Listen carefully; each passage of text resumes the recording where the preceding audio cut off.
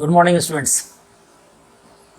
आइए आज हम लोग शुरुआत करें आपके क्लास 10 से सिविक्स का पहला चैप्टर पावर शेयरिंग। जैसा कि हम लोग जानते हैं, दुनिया भर में कंट्रीज़ को चलाने का दो मेन तरीका है। एक तरीका है जो बहुत ही टायरनी वे में होता है, यानी कि उसका अंदाज़ जो होगा वो डिक्टेटरशिप वाला होगा, ठीक है, जिसको हम लोग निरंकुश भी बोलते हैं। और दूसरा तरीका जो होता है, जो बहुत ही पॉपुलर है और हमारी कंट्री भी उसमें से एक है, वो है आपको डेमोक्रेसी। तो इस चैप्टर में आपको बतलाया गया है कि डेमोक्रेसी में किस तरीके से पावर की शेयरिंग होती है, इसका डेलीगेशन हायर लेवल से लोअर लेवल तक कैसे होता है, क्यों होता है, क्यों ज़रूरी है ये डेलीगेशन पावर की, इसका क्या बेनिफिट है, ये सब कुछ हम लोग इस चैप्टर में देखेंगे। तो इस चैप्टर की शुरुआत दो कंट्री के साथ हुई है, जिसमें एक कंट्री यूरोप का है बेल्जियम और दूसरा हमारा पड़ोसी देश श्रीलंका।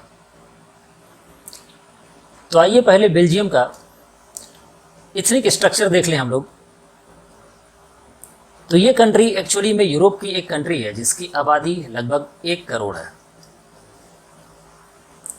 अगर हमारे कंट्री से कंपैरिजन करें तो हमारा एक छोटा स्टेट हरियाणा, उसकी आबादी जो है वो 2 करोड़ से ऊपर है। ये कंट्री फ्रांस, नीदरलैंड, जर्मनी और लग्जमबर्ग जैसे कंट्रियों से घिरी पड़ी हुई है। यहाँ पर जो इथनिक कंपोजिशन है, वहाँ की जो आबादी है, 59% लोग फ्लेमिश रीजन में रहते हैं। ये ऊपर जो पीला हिस्सा देख रहे हैं, ये फ्लेमिश रीजन है और ये आबादी डच भाषा बोलती है। नीचे का जो आप लाल एरिया देख रहे हैं, ये वेलोनिया रीजन है और यहाँ की आबादी 40% है जो कि फ्रेंच भाषा को बोलती है। तो आप समझ में आ रहा होगा आपको कि डच बोलने वाले लोग यहाँ पर ज़्यादा हैं, इसलिए ये मेजॉरिटी में हैं, और फ्रेंच बोलने वाले लोग कम हैं, इसलिए ये माइनॉरिटी में हैं। और 1% जो बच जाते हैं वो जर्मन और बेल्जियन भाषा बोलते हैं। तो इसको दिमाग में रखिएगा।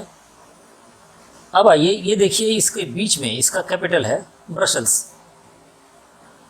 तो ब्रसल्स का एथनिक कंपोजिशन को हम लोग देख लें तो ब्रसल्स में 80% आबादी फ्रेंच भाषा को बोलने वाली है, यानी कि ये यहाँ पर मेजॉरिटी हो गई, जबकि पूरे बेल्जियम में ये माइनॉरिटी में थी।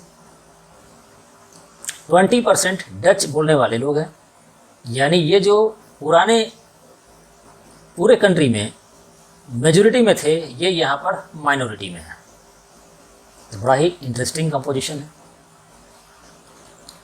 अब इन दोनों के बीच में एक्चुअली में टेंशन क्रिएट हो जाता है, और बेसिक रीज़न ये था कि फ्रेंच बोलने वाले लोग अपने आप को सुप्रीम मानते थे। ये लोग अमीर थे, पावरफुल थे और जॉब्स में, एजुकेशन में इनका ज़्यादा इन्वॉल्वमेंट था।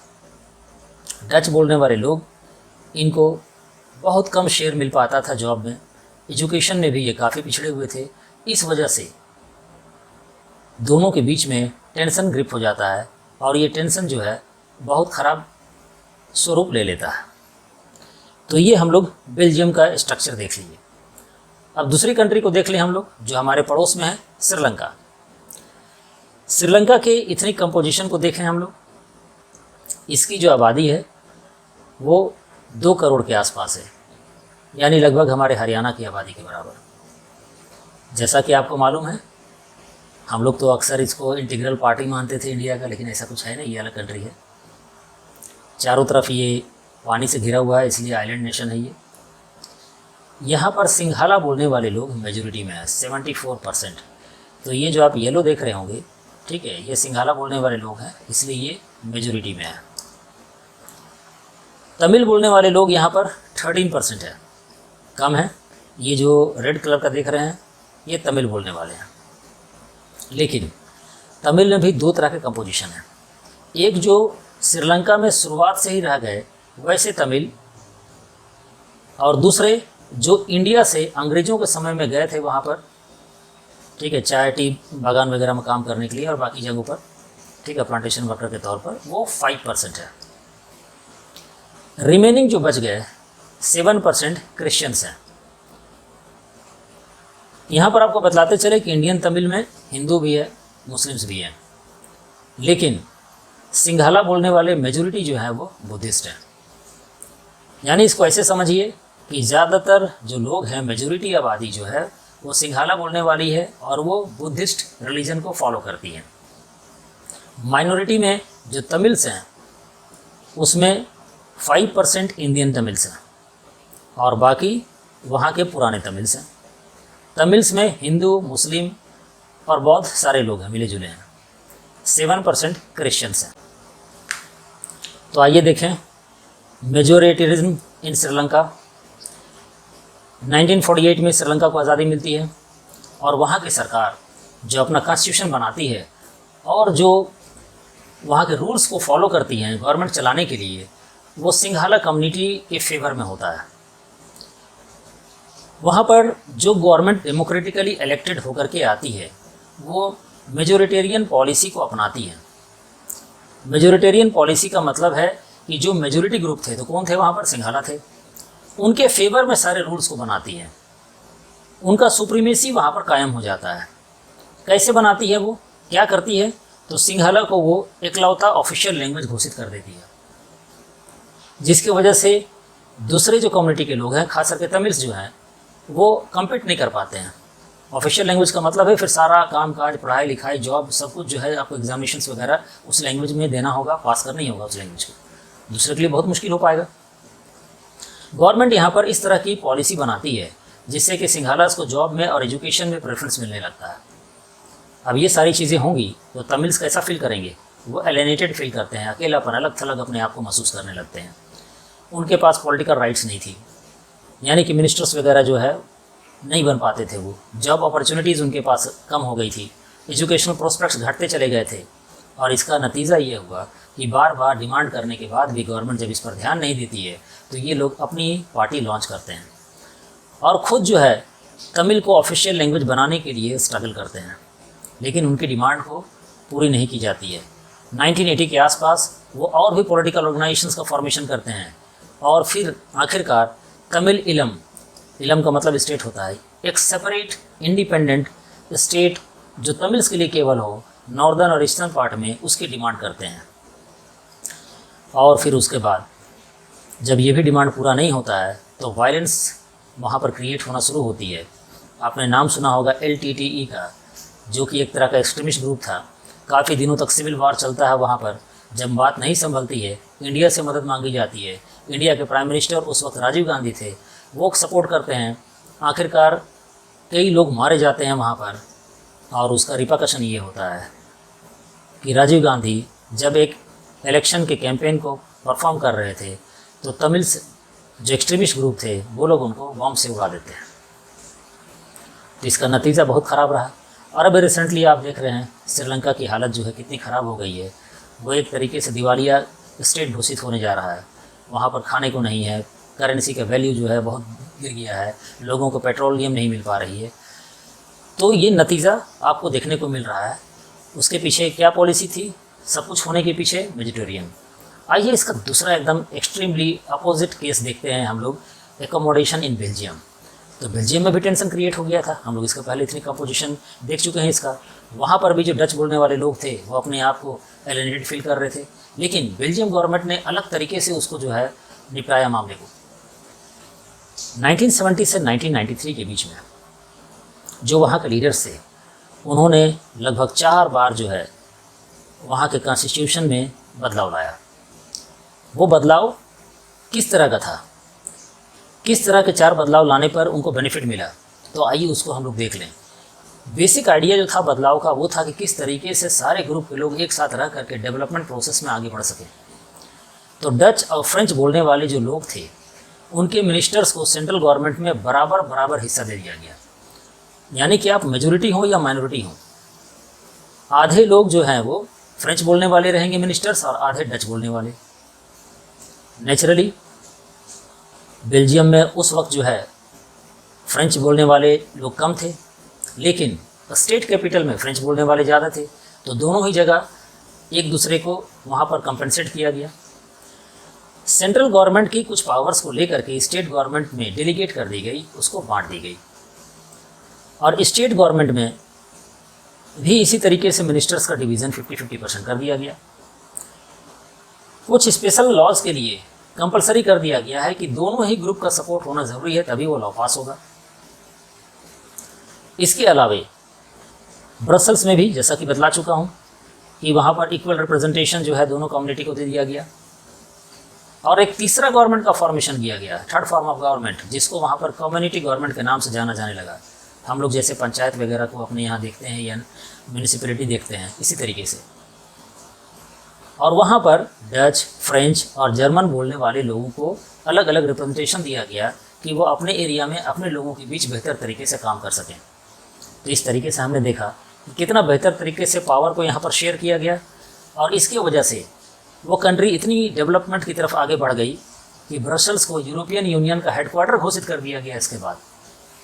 तो आप देख सकते हैं कि दो अलग अलग तरीके से दो कंट्री ने रूल्स बनाए और उसका नतीजा जो है अलग अलग देखने को मिला। एक यहाँ पर पैटर्न देख पा रहे होंगे आप। जर्मनी में एक वक्त ऐसी हुआ कि गवर्नमेंट को पूरी तरीके से मेजॉरिटी वोट नहीं मिल पाई।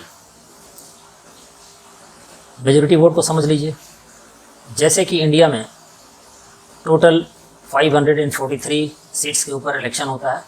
अभी कुछ महीने पहले इलेक्शंस में है, आपको मालूम है। और 272 कम से कम चाहिए होता है किसी एक पार्टी को सरकार बनाने के लिए। पिछले 10 सालों से आप देखा कि बीजेपी को 272 से ज़्यादा सीट्स आई और वो गवर्नमेंट चला रही थी। लेकिन इस बार बीजेपी को 240 सीट्स आई, 272 नहीं पहुंचा। तो उनको क्या करना पड़ा? उनको टीडीपी और जेडीयू और कुछ इंडिपेंडेंट या छोटी पार्टीज़ का सपोर्ट लेकर के 272 के नंबर को पार करना पड़ा और गवर्नमेंट बनाना पड़ा। तो इस तरीके से जब अलग अलग पार्टी का सपोर्ट लेकर के आप सरकार फॉर्म करते हो, गवर्नमेंट फॉर्म करते हो, तो इसको हम लोग कोalition गवर्नमेंट के नाम से जानते हैं।